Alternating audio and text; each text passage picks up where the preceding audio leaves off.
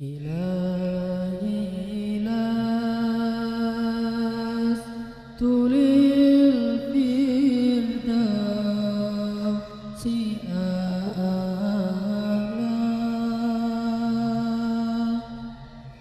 ولا أقوى على النار الجحيم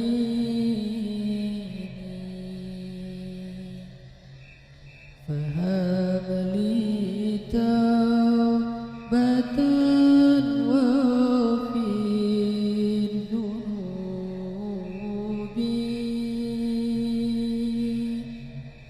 فإنك غافر الذنب العظيم.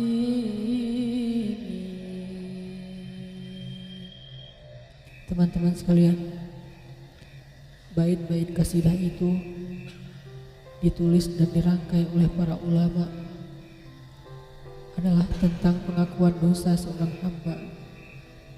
Ketika seorang hamba berada di puncak penyesalan dan merasa tahu diri bahwa dia adalah seorang hamba yang kotor, sehingga dia mengatakan, Ilahi lastu lil firdausi ahla.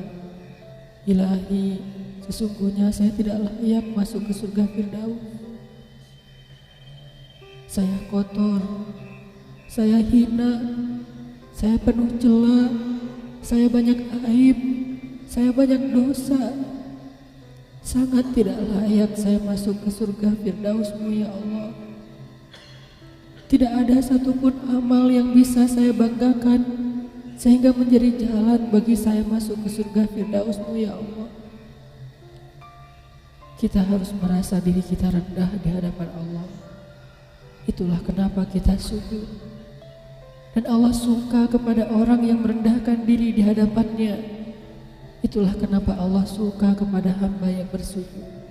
Seandainya pintu surga itu terbuka dengan kunci amal solih, saya tidak punya kuncinya ya Allah.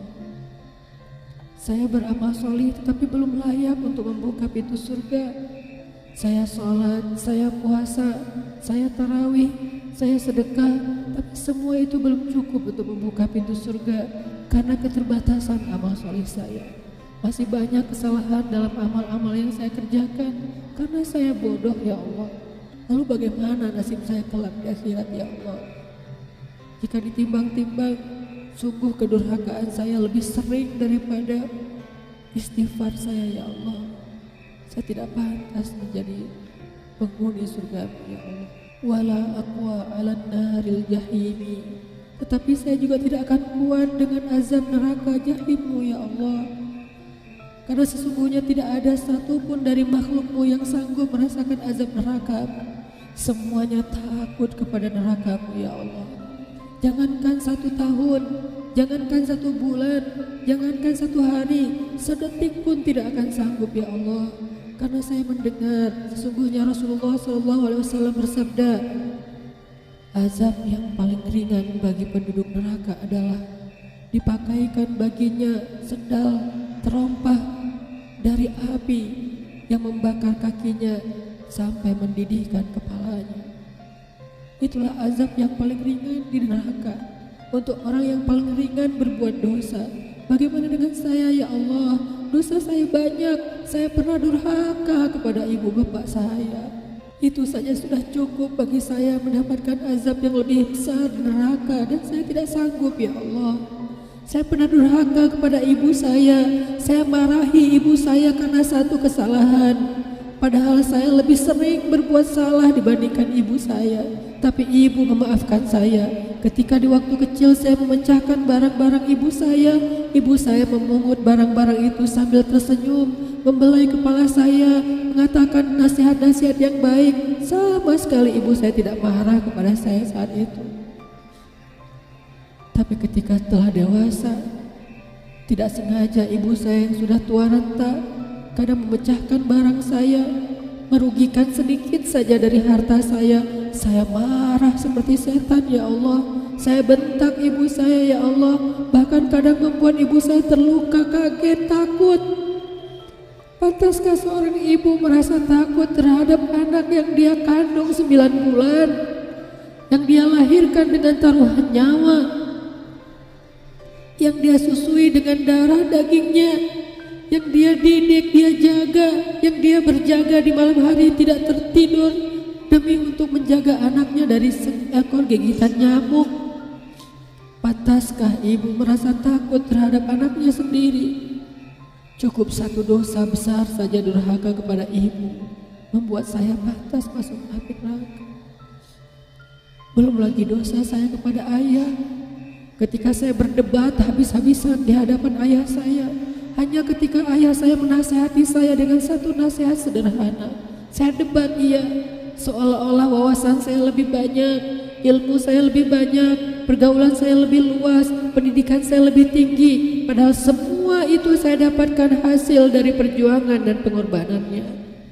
Ketika keduanya sudah menjadi tua dan lemah, kadang keduanya rindu kepada saya, ya Allah. Mereka memberi kami pesan, ya Allah. Mereka bertanya, bagaimana kabarmu anakku? Tapi kami tidak peka. Hati kami tertutup dengan ego dan sombong. Kami tidak bisa membaca teks itu dari perasaan mereka. Kami hanya membaca teks mereka dan tidak segera membalasnya. Kami anggap teks dari orang tua kami tidak penting, masih bisa ditunda untuk dijawab nanti sore. Padahal mereka sedang kangen, sedang rindu kepada kami, ya Allah. Mereka tidak mengatakan kami rindu kepadamu, wahai anakku, karena mereka tahu kalimat itu akan mengganggu kami. Kalimat itu akan menjadikan hari kami tidak lagi mudah. Kalimat itu akan merusak konsentrasi kami dalam bekerja. Kalimat itu akan menghalangi banyak urusan kami, sehingga mereka menahan diri. Mereka hanya bertanya, apa kabar kami? Lalu kapan kami berbakti kepada mereka, ya Allah?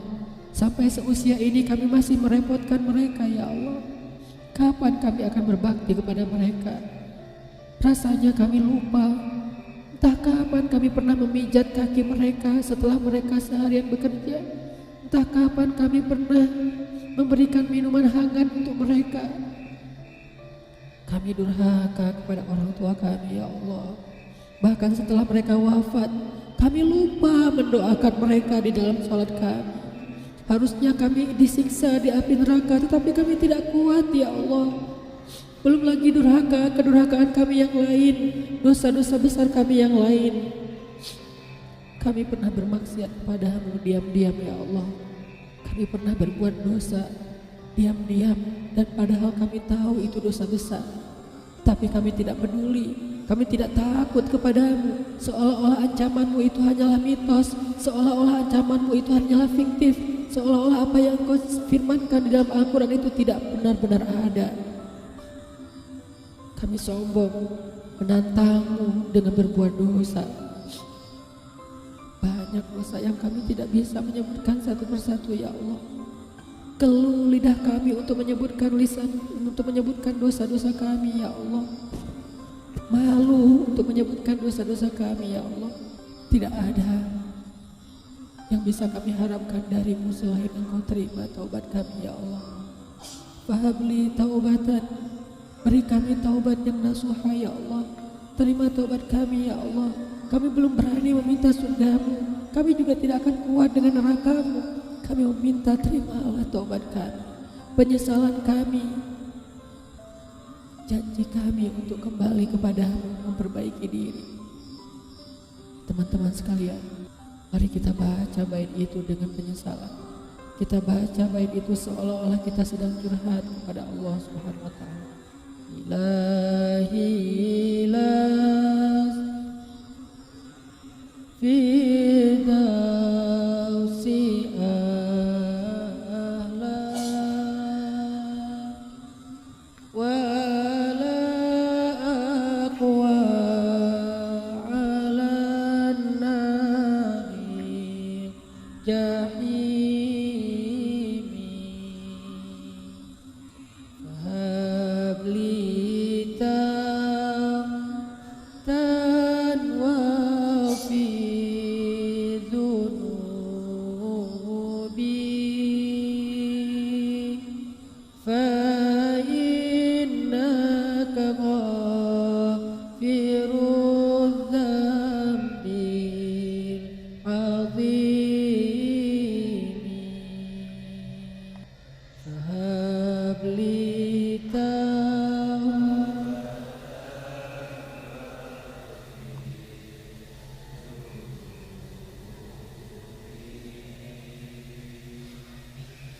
Fa